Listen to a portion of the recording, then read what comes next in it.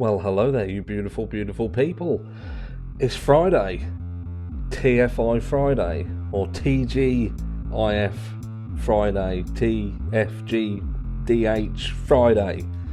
We made it, and you're looking amazing. And we're going to get straight into the meat and potatoes because you know what it's like on a Friday. It's like half day, isn't it? We just work till lunchtime. Or is that Saturday? I'm not sure. But no, after this, I'm going to give you the day off because we're going to get, like I say, straight into the meat and potatoes. As just yesterday, we was talking about the fact that Ann Taylor and co, Bryan Kohberger and co, had waived their right to a speedy trial. I think a lot of people would believe that that was basically inevitability. I don't think anybody really in the know, especially the likes of that sexy beast Peter Tragus, he kind of knew this was going to happen. I think he put it literally in single digits as the likelihood, the percentage likelihood of this going to trial in October as planned. So yeah, for a lot of people who are smarter than what I am, they didn't ever think this was going to happen in October anyway. So it is what it is.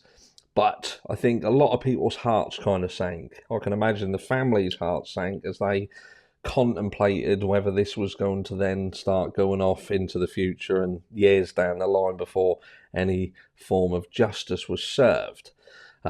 Certainly, I believe that there was a lot of content creators that likely thought, oh no, we're going to have to wait to be able to cover the court and all this stuff. And, you know, a lot of people talking about it and contemplation kicked in.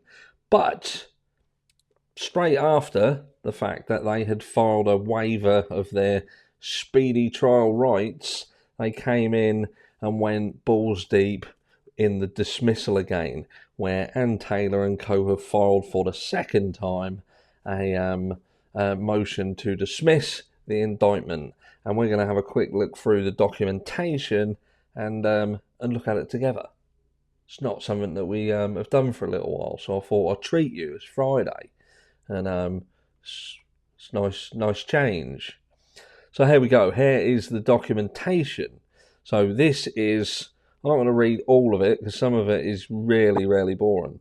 But it says, motion to dismiss indictment on grounds of biased grand jury, inadmissible evidence, lack of sufficient evidence, and prosecutorial misconduct when withholding exculpatory evidence. So let's just touch on that for a second. So, biased grand jury.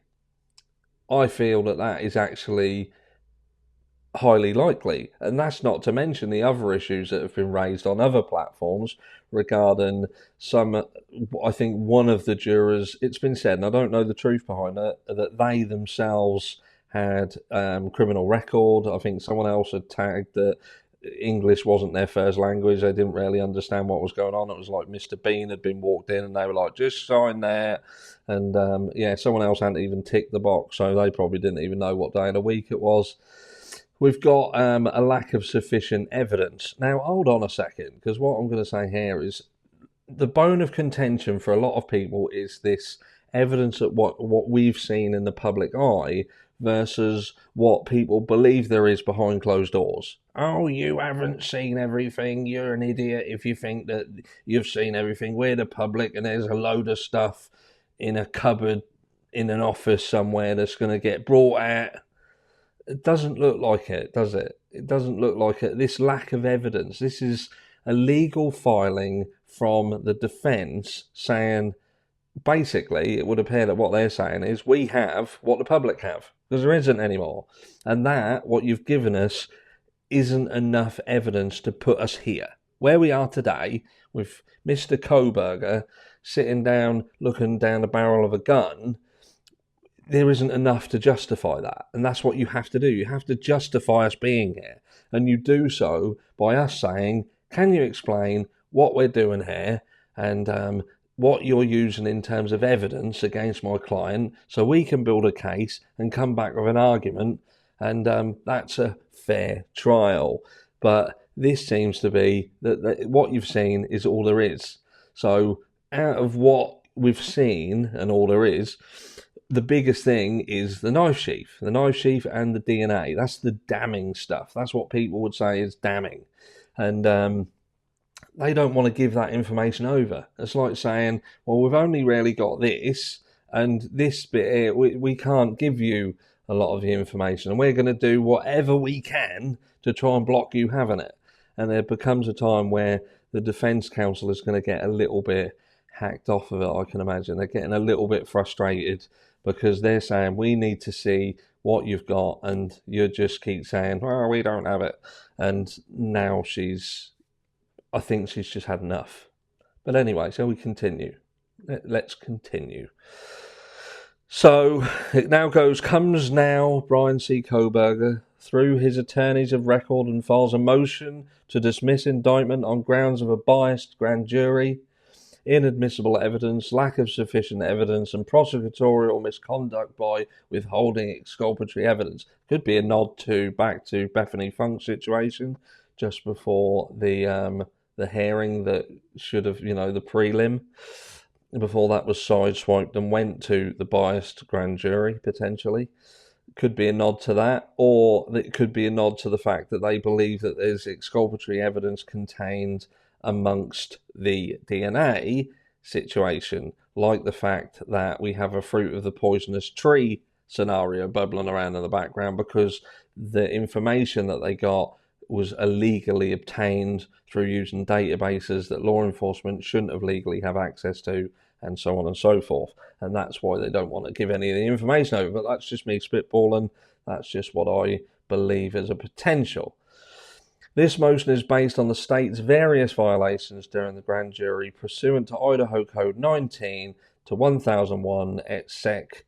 Idaho Criminal Rule 6.7 and 48, Idaho Rules of Evidence 401, 402, and it goes through a load of the rules here, a few of them, and then it says, and prosecutor misconduct pursuant to Idaho Criminal Rule 6.1b1 and NAPU versus Illinois. So I'm guessing that is where they do a little bit of a, look, this has happened before, and this is when it was ruled that this was misconduct. If you want to reference that, go and have a look. Mr. Kohberger raises 24, that's 2 and 4, like Jack Bauer, issues which are set forth in full in the memorandum in support of motion to dismiss indictment and its attachments. Now, they have filed that. That has been filed twice, in fact, but it's been filed under seal. So we don't get to see what the 24 things are yet. But again, I'm guessing that we will at some point. That's going to come out in the wash.